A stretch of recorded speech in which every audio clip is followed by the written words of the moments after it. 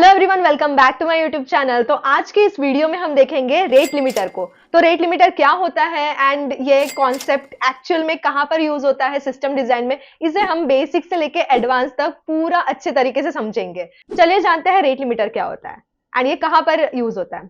सोचो, अगर तुम गूगल पे एक ही चीज बार बार सर्च कर रहे हो कि how to crack a high paying job, बार बार एक ही चीज से स्पैम कर रहे हो एंड एक टाइम के बाद गूगल आपको बोल देता है कि too many request, try again later.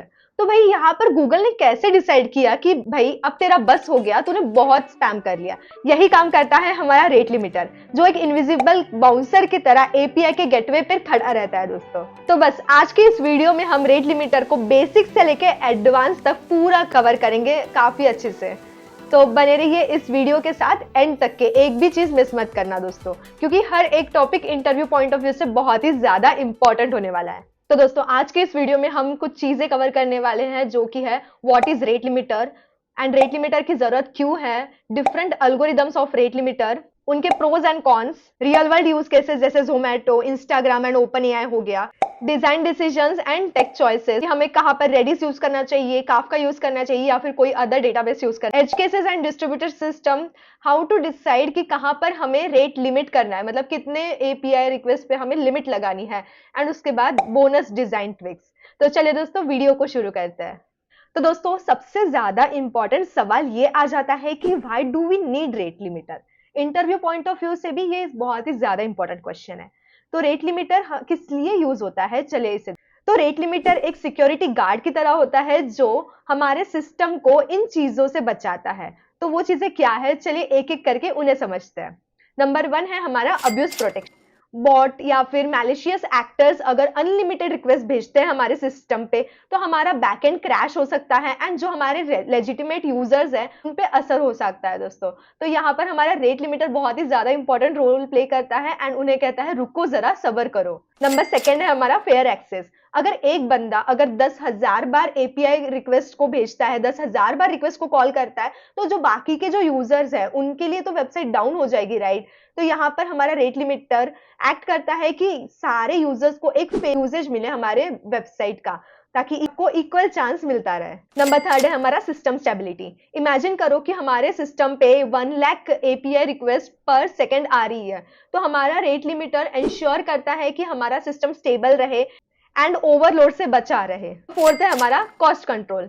तो जो क्लाउड प्रोवाइडर्स होता है दोस्तों, तो वो क्या करते हैं, पर एपीआई कॉल चार्ज करते हैं दोस्तों। तो मान लीजिए कि हमारा जो एपीआई कॉल है उस पे मैलिशियस अटैक हो गया या फिर बॉट अटैक हो गया, हमारा जो पर एपीआई चार्ज है वो तो पैसा वेस्ट हो जाएगा, राइट। तो यहाँ पर हम रेट लिमिटर की मदद से हमारे लेजिटिमेट यूजर्स को आइडेंटिफाई कर सकते हैं एंड हमारे पैसे बचा सकते हैं दोस्तों।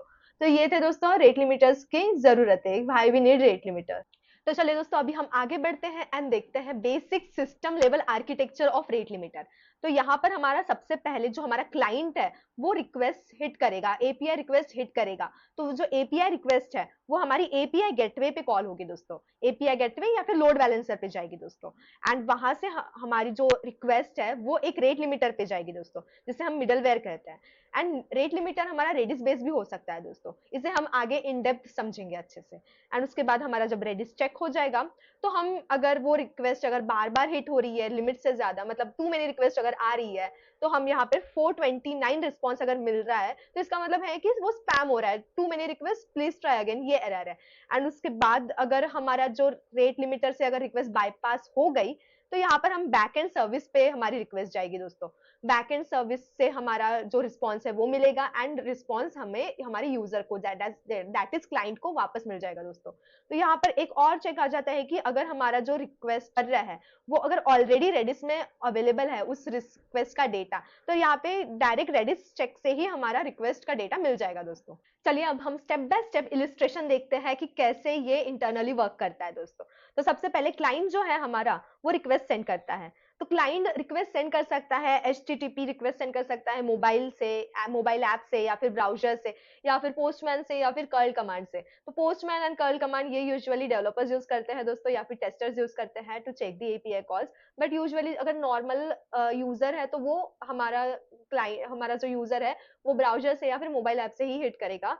एंड उसके बाद वो एचटीटीपी रिक्वेस्ट सेंड करता है, किसी भी पब्लिक फेसिंग डोमेन पे, एंड उसके बाद हमारी जो रिक्वेस्ट है वो कुछ इस तरह से दिखती है। ये हमारी एपीआई रहेगी एंड ये है वो जो क्लाइंट सर्च कर रहा है।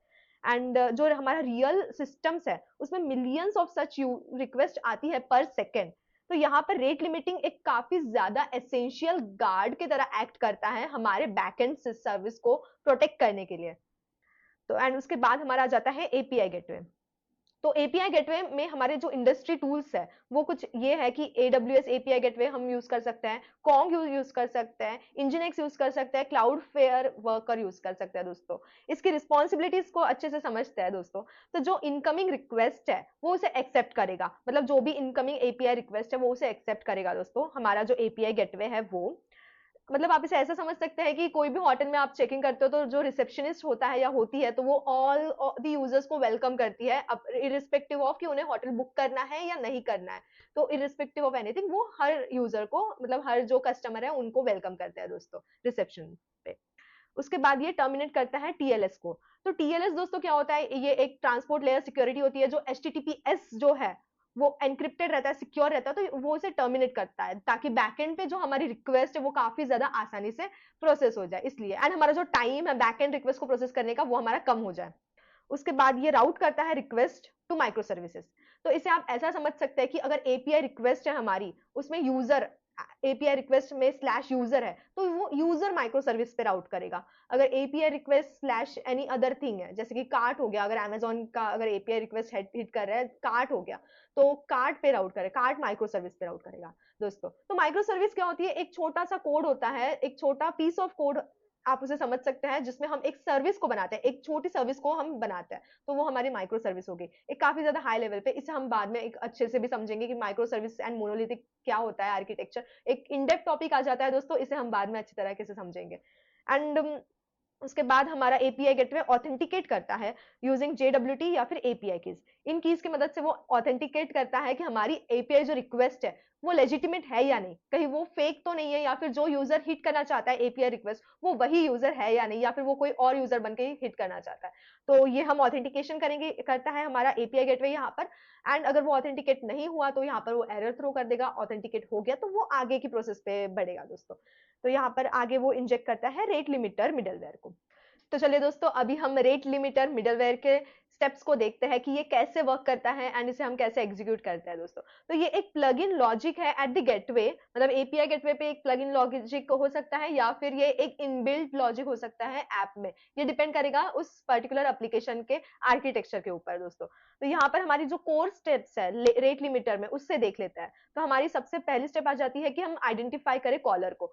हम एपीआई रिक्वेस्ट को हिट करने वाले को आइडेंटिफाई करेंगे दोस्तों। तो यहाँ पर हम आईपी एड्रेस की मदद से आइडेंटिफाई कर सकते हैं, ऑथेंटिकेटेड यूजर आईडी की मदद से आइडेंटिफाई कर सकते हैं, एपीआई की मदद से आइडेंटिफाई कर सकते हैं दोस्तों। तो एक बार हमारा कॉलर जो है एपीआई कॉलर वो अगर आइडेंटिफाई हो गया तो हम एक यूनिक की बनाएंगे दोस्तों। तो हमारी यूनिक की कुछ इस तरह से दिखती है, जहां पर हमारा रेट रहेगा एंड जो हमारा यूजर रहेगा वो रहेगा, यूजर की आईडी रहेगी एंड हमारा टाइम रहेगा दोस्तों। एंड उसके बाद हम रेडिस में चेक करेंगे कि हमारा जो करंट यूजेज है वो कब हुआ था उस पर्टिकुलर यूजर के करस्पॉन्डिंग। एंड उसके बाद अगर हमारा रेडिस चेक अगर अलाउ हो गया तो हम इंक्रीमेंट करेंगे प्रोसेस को, ताकि वो हमारी जो एपीआई कॉल है वो आगे बढ़ सकती है एंड वो बैकएंड तक जा सकती है दोस्तों। एंड अगर हमारा रेडिस चेक जो है वो अगर ब्लॉक हो गया तो यहाँ पर हम एक एरर थ्रो करेंगे 429 एरर कि यहाँ पर हमें टू मेनी रिक्वेस्ट मिली है दोस्तों। तो ये था हमारा रेट लिमिटर का लॉजिक कि ये रेट लिमिटर ऐसे काम करता है। तो जो मिडलवेयर लॉजिक है ये बहुत ही ज्यादा लाइट वेट आइडेम्पोटेंट होता है दोस्तों, ताकि हमारा जो काम है रेट लिमिटिंग का वो मिली सेकेंड्स में ही हो जाए, तो इसलिए हमें ज्यादा डिले नहीं होता। तो चलिए दोस्तों, अभी हम देखते हैं कि हमने रेडिस क्यों यूज किया है एंड रेडिस यूज करने के क्या क्या फायदे हैं। तो रेडिस हमारा एक हाई स्पीड डेटा स्टोरेज है दोस्तों। तो यहाँ पर ये इंडस्ट्री स्टैंडर्ड के अनुसार हम रेडिस इसलिए यूज करते हैं क्योंकि ये हमें लो लैटेंसी देता है। ये हमें रेडिस प्रोसेस करता है with in less than a millisecond. ये इसलिए होता है क्योंकि रेडिस एक इन मेमोरी डेटा स्टोरेज है एंड ये सी लैंग्वेज में लिखा गया है दोस्तों। तो ये काफी ज्यादा फास्ट प्रोसेस करता है दोस्तों, रीड राइट ऑपरेशंस काफी ज्यादा फास्ट होता है इसमें। एंड उसके बाद इसके पास बिल्ट इन टीटीएल होता है। टीटीएल मतलब टाइम टू लिव। यहाँ पर अगर आप देख सकते हो तो यहाँ पर हमारा जो 60 है, मतलब 60 सेकंड्स के बाद ये जो यूजर की है वो एक्सपायर हो जाएगी दोस्तों।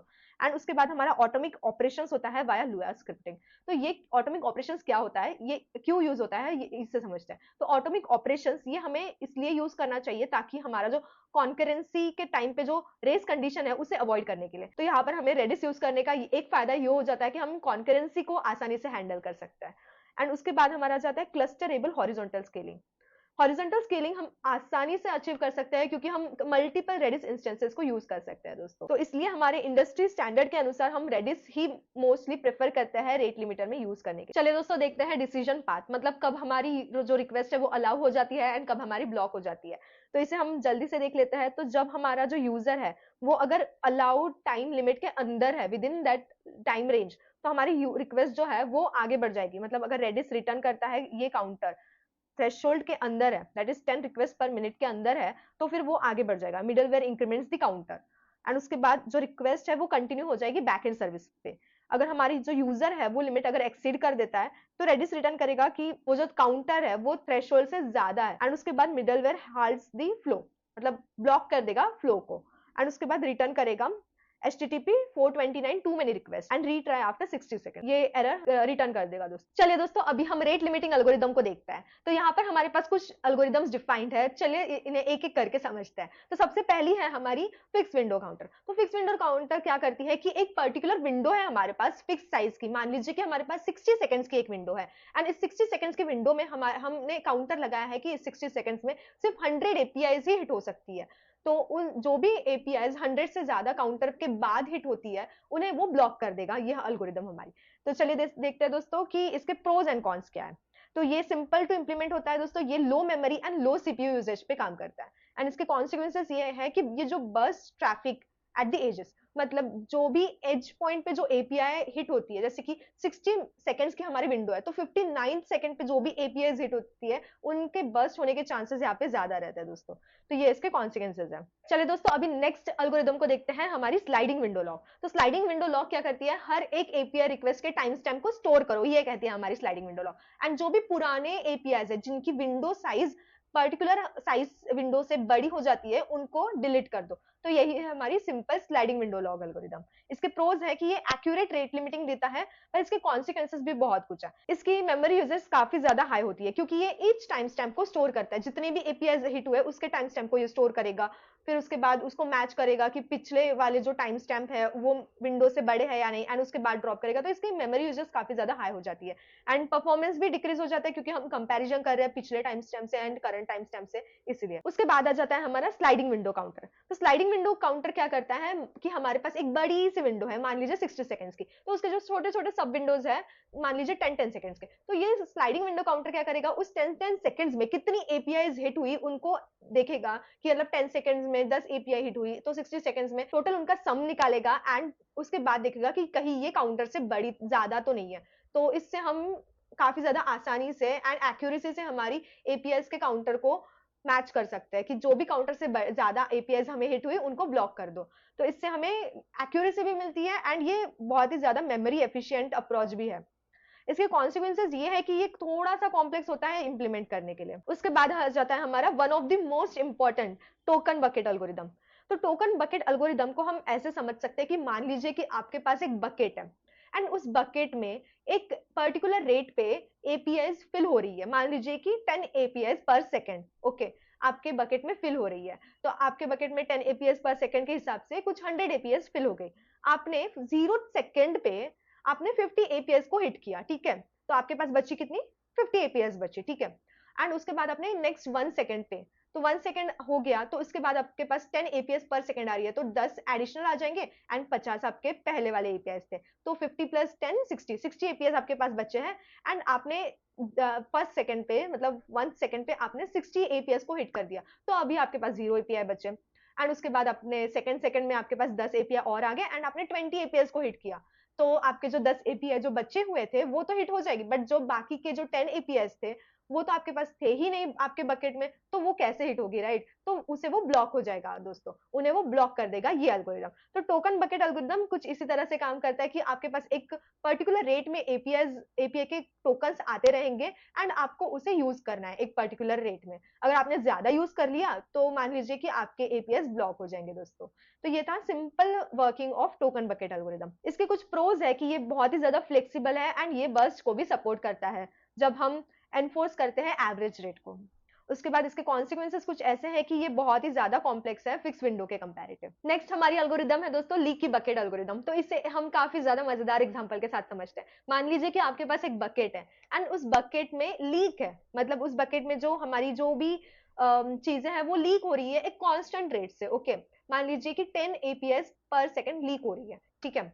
एंड आप जो भी एपीएस को हिट कर रहे हो, मान लीजिए कि आपने गूगल सर्च किया, कुछ आपने 10 बार सर्च किया, 20 बार सर्च किया, तो वो जो 20 जो काउंट है वो आपके बकेट में स्टोर हो गया, ठीक है। एंड उसके बाद उसने हमारी जो लीकी बकेट है, लीकी बकेट के एल्गोरिदम के अनुसार 10 एपीएस पर सेकंड लीक होते जाएंगे। तो अगर आपने बहुत सारा फिल करते गए बकेट के अंदर, मतलब बहुत सारे एपीएस को हिट करते गए बकेट के अंदर ताकि बकेट ओवरफ्लो हो जाए, तो जब भी बकेट ओवरफ्लो हो जाएगी दोस्तों, मतलब आपकी एपीआई से, तो जो ओवरफ्लो हुई हुई एपीआई है वो ब्लॉक हो जाएगी दोस्तों इसमें। तो अब तक के आपके लिए वेट करना पड़ेगा कि जब तक आपकी बकेट खाली ना हो जाए। तो इसी तरह से हमारी लीकी बकेट एल्गोरिदम काम करती है। मतलब हमारी बकेट में एक कांस्टेंट रेट से एपीआई लीक हो रही है एंड हम उसे भरते जा रहे हैं एपीआई रिक्वेस्ट से, जो भी हम एपीआई को रिक्वेस्ट कर रहे हैं।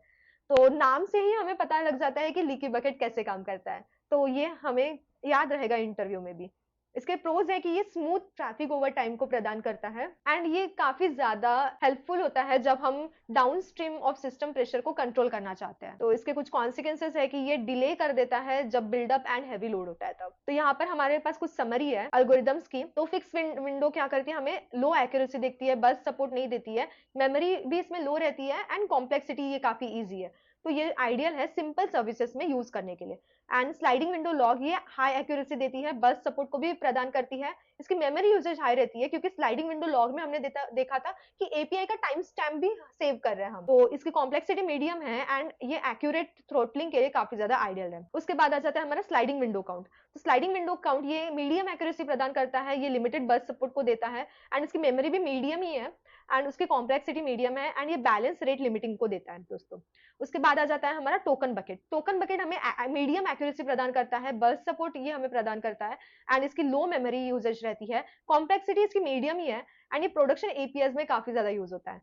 एंड नेक्स्ट है हमारा लीकी बकेट। लीकी बकेट हमें हाई एक्यूरेसी देता है एंड इसमें बर्स्ट सपोर्ट नहीं है एंड ये लो मेमोरी पे काम करता है, इसकी कॉम्प्लेक्सिटी भी मीडियम है। तो ये आइडियल है दोस्तों, जब भी हमें स्मूथ ट्रैफिक चाहिए कंडीशन में ये आइडियल है दोस्तों। तो दोस्तों ये थे हमारे कुछ रेट लिमिटिंग के एल्गोरिदम्स। आई होप कि ये वीडियो से आपकी थोड़ी भी नॉलेज बढ़ी होगी एंड ये वीडियो आपको यूजफुल लगी होगी। तो इस वीडियो को लाइक शेयर सब्सक्राइब करना मत भूलना। इसके बाद से इस चैनल पे कंसिस्टेंटली वीडियोज आते रहेंगे दोस्तों, तो इस चैनल को सब्सक्राइब कर लीजिए एंड बिल्कुल भी कोई भी अपडेट मिस मत करना। Happy coding.